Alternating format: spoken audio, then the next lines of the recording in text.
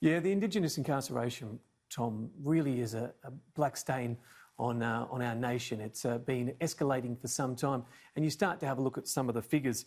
Back in the year 2000, the Indigenous incarceration rate was 19%. This year, we're now looking at 30%, not far off a third of inmates being Indigenous, which is quite staggering, really. Again, the government spoke about it this morning. They're trying to get in front of this issue following the protests on the weekend. This is what was said. Well, we've already seen Ken White talk about that very issue today, and on the front pages of our paper is government-led initiatives to try and reduce that level of incarceration, which is too high. I mean, the numbers I saw in the papers today were showing that the Indigenous community around 3% of the overall population, but up to 30% of the incarcerated community. That is too high.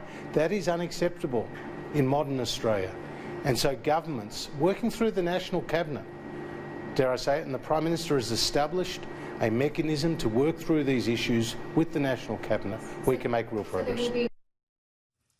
It's worth remembering we've had 432 Aboriginal deaths in custody since 1991.